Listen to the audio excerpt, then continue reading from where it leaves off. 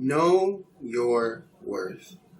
You are worth more than what other people say. You are worth the life and love of Christ.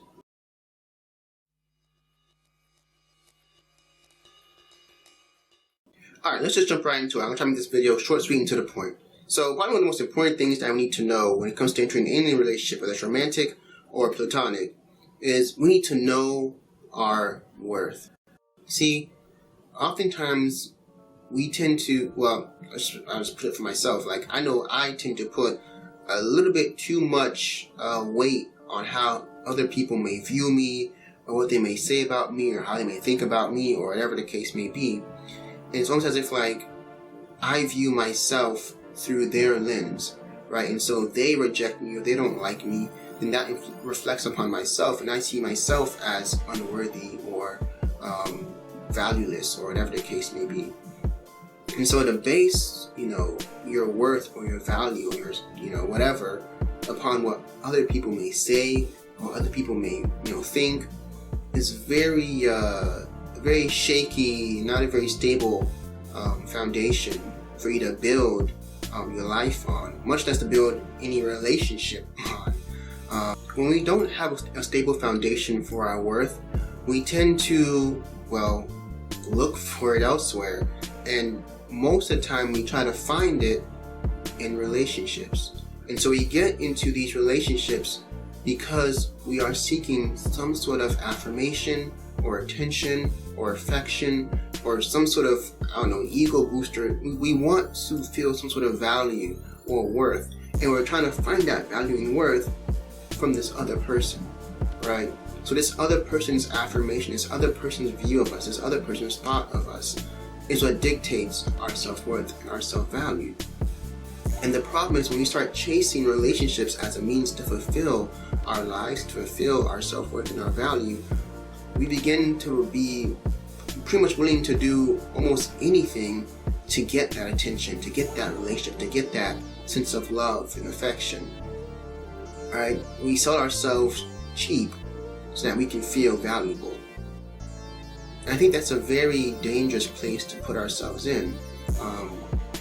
I think that we need to put our sense of value and our worth something that's a little bit more stable, a little more solid. Because think about it, people are fickle. You know what I mean? Like one day someone will like you, the next day they won't. And so if you place your value and worth on what people say, what people think, then you'll constantly be in this state of confusion and instability. So we need to put our value on something that's a little bit more foundational, a little more rock solid. And that thing is in the way that God views us, right? God's love for us, God's view of us never changes. He values us so much, like it's incomprehensible. And that value and that worth and that, view of us, that love for us will never change, no matter what, right? And so when we begin to understand our worth, we base it on how God views us and not how other people view us or on material things that pass away or whatever, then we're not going to become desperate to find affirmation and affection and worth and value from other people. We're going to have that solid foundation in God, and He's going to be our worth, and He's going to be our sense of self-image, right? Because we were created in His image. A very interesting point that I want to make is that I've heard this a lot. Oh, that's my better half. Or I'm looking for my other half. And I guess it's supposed to sound cute and all. I guess, but it's kind of a dangerous thing to think if you really, go behind the first layer of it. It's like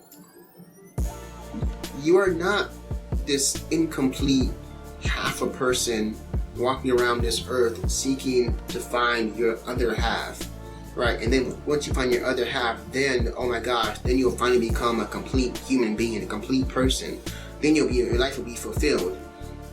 No, like that's not the case at all. Just think about how that damages people's view of themselves. Like, I am not complete, I am not adequate, I am not worthy unless someone is in a relationship with me, unless someone likes me, unless someone loves me. I'm not adequate, I'm not worth anything. And a lot of people view themselves in that way because they don't have someone to say, I love you. They don't have someone to show them affection. They don't have someone, to be with them. So they don't feel as if they are worth anything. And so it's funny how, or it's not funny, but it's interesting how the Bible puts it. It says that a man and a woman will come together and the two will become one flesh. Now catch the math there, right? It's not saying one half of a person plus one half of a person becomes one flesh. No, it's saying one whole person with one whole person comes together and they become one in unity, right? And so before you start to engage in any relationships, especially if it's a romantic relationship, you need to first ground your value, your worth, and your self-image upon something that is concrete, that will never change, and that is upon God's love and His worth and His view of you. That way, you're not going to be, viewing yourself as incomplete or inadequate unless you get that external affirmation from someone else.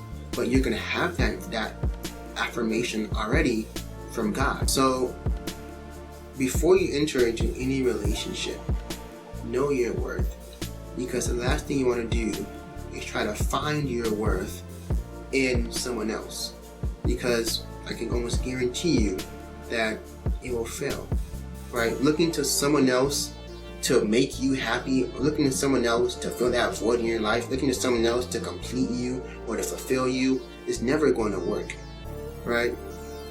If you are not happy, if you're not a complete person, if you are not fulfilled with yourself, right, you enter into another relationship with someone else, it's not going to make you happy. It's not going to make you complete or make you fulfilled, right?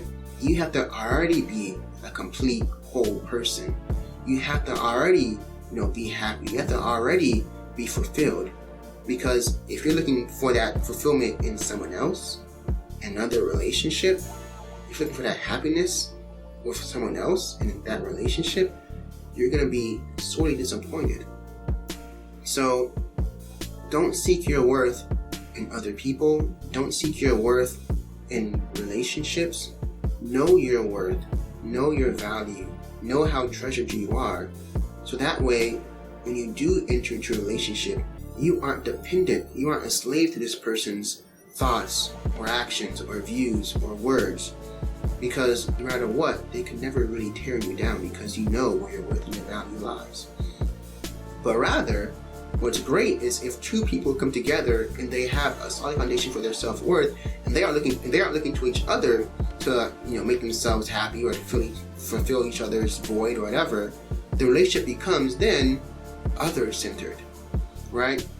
Because if I'm in a relationship so I can find happiness, then I'm going to put pressure on this person to make me happy.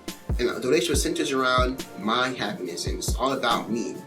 But if I'm already satisfied, and I'm already joyful, and I'm already whole, then the relationship would not be about what can I get out of it, what can you do for me, but rather it's going to be, hey, how can I enhance your life? You know what I mean? How can I complement your life? And so that's how it's supposed to be, right? So know your worth, know your value, know that you are not a slave to other people's opinions or thoughts or view of you, because no matter what man may say, you are highly treasured, you are highly loved, and you are worthy. Think on these things.